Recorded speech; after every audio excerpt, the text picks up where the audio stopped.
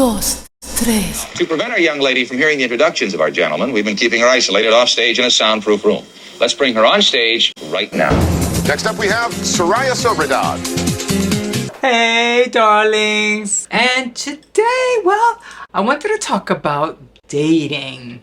And we have 3 eligible bachelors who are more than adequate for that purpose. Let's meet them, and here they are. Fellas, good luck. So 2022 was really when I kid around a lot, and I say that's when the grand opening of Soraya happened, really, because years before that was my transition, which was surgeries, which was H.A.L.T. As a transgender person, I was striving to achieve a more congruent gender expression. With that comes the adapting of people, places, and things. The work environment, the housing, the family, the friends, right? Who's going to stick around and be supportive for you while you transition? So all of that plays itself out in whatever way it does. And then when I was ready, it was then time to engage in the intimacy. Someone's coming into my life, right? So what do I look like? What is my... That was a big honk on what do I look like. So, you know, everything needed to be in place for me. What is it that I am hoping to achieve in being this transgender woman named Soraya Sobreidad? I could say that I've met trans male humans that turned me on as well, and I found myself attracted. I could even say that I'm pansexual. There's so much that has come about and evolved. So now I have this palette is broader and bigger for me. Like, who am I around these people? Does that make sense?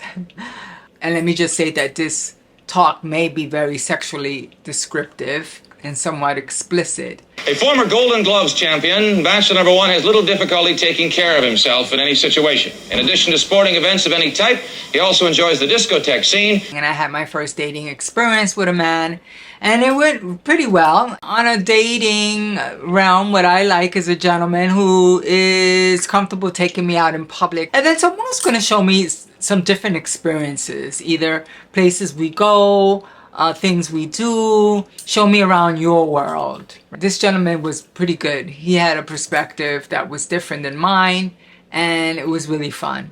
And then when we did get into the bed, the union was good, but further than that, sexual preferences were not aligned.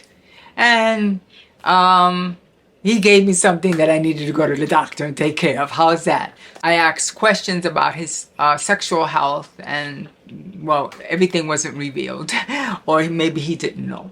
I didn't freak out over that like I usually would have. Did that paint a really bad picture about dating? Not necessarily. I realize in a lot of communication with men that they have different preferences about what they're looking for. On Instagram, I would have a man reach out to me, all these questions about things like, can I still give fizz? I didn't know what that was. And so, can I still come? And for some men, they want that to exist for them. I had to kind of figure this out on my own and process it. And then also what comes about in dating as a woman of color was the mythology that Puerto Rican men have like fire hose penises, like, you know, they're well endowed. And that certainly was not the case for me as a queer man, not the case as a transgender woman. So there's that part too. And I find that men could be quite selfish in that way. That they want a stealth woman, a woman they could be out in public with that will not be detected for being trans at all. And then secondly, in the bed, they want a very well-functioning, well-endowed penis that's giving disco juice. And on top of that, maybe these will all be gripes, then there's the question about my areola size on my breasts, or what my cup size is. Those are the physical, the requirements that comes along with dating. There's questioning the intelligence of a trans woman and their educational level. I feel that sometimes men feel that I don't have a career, like I'm just home trying to look pretty every day or something like that. I wouldn't possibly be incorporated and have my own business, right? I may not have a big penis that gives disco juice, but I'm certainly no slouch.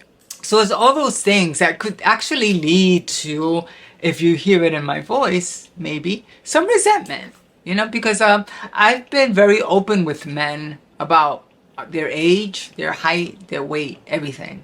And really what I'm looking for is a man who's going to be kind and really showing me off, actually, and being really happy around me and being really proud of my achievements and being really proud to have a sober, healthy trans woman. Someone who's willing to show up 100%. And then someone who really is not just looking for sex. You know, I have a 6-date rule. So 6 dates out and then I get to invite you over. And I do my best to stick to that. The gentleman is to have his own place, should have more money or a career, you know, than I have. Maybe a car, things like that. And then there's the top or bottom preferences that come into play. I'm more of a side or more oral. I'm not a top and I'm not a bottom, but I could be versatile with the right person. And then there's, you know, the deeper rooted stuff that comes about in relationships. You know, have I really worked through my relationships with my mother and father? Am I looking for a man to save me? Am I looking for a man to justify my existence? Is there some old trauma that I'm attaching to that person? I might be getting a little deep. And an actor who has been seen on such series as The Name of the Game and Mod Squad, Bachelor number 2 is also an artist working on his first one-man show. Like, I just ended a relationship I had with a really wonderful guy. We had a conversation one day and it opened the door for us to get to know each other a bit and then start dating. It did go well. He had a lot of things in common with me, generationally. He had a nice way about him. And I could tell that he only had eyes for me. I can tell he only had eyes for me. And that's always a nice thing. And it was like actually the first time that I felt I had a man's total attention. So it went well for a while, but I think there was some cultural differences. And then the fact that I'm in recovery therapy, and I really think that impacted the communication and the way to view life. And we went good for a while, and then I saw that it wasn't going to be the best fit for me, really. And it's sad because I think we both had a lot that we had in common that it could have been a little something. Intimate relationships are complicated on their own. And then you bring the trans perspective, it becomes more complicated. The good thing too, he wasn't a monster top. So he wasn't going to try to want to top me when I'm not really a bottom. And I'm not really a top either. But the pluses with him was that he was new to dating a trans woman.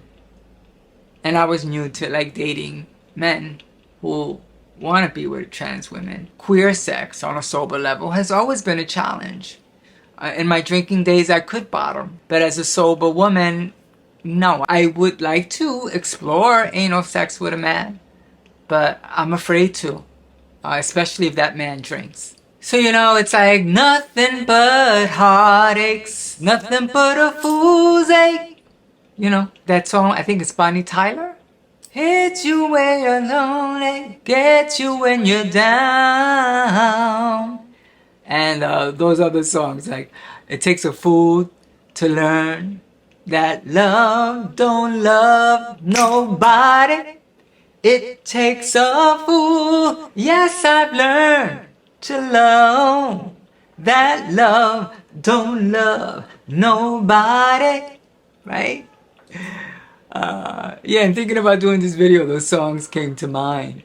And then like in the last dating that I had, he looked lonely and I'm lonely, and I was like, hey there, lonely boy, my only boy, don't you know this lonely girl loved you ever since he broke my heart. I probably broke his heart.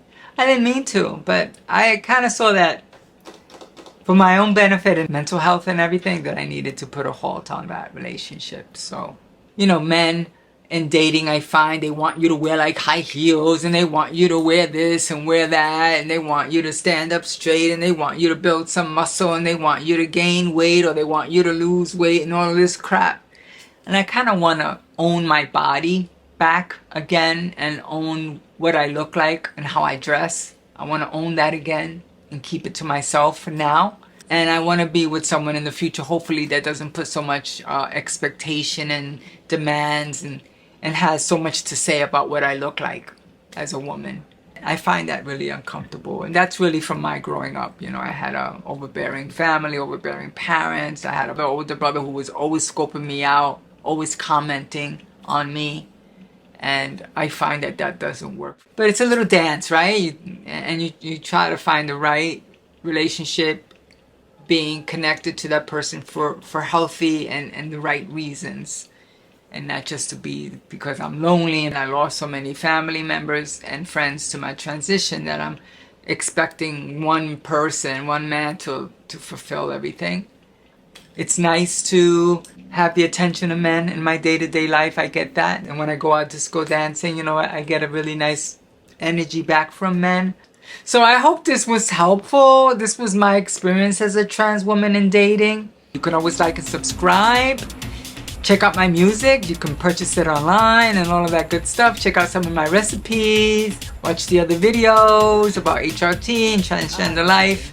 And I want to thank you so much for being at Sobereidad's Fierce Cooking Show. Okay, bye. Mwah. And Bachelor number 3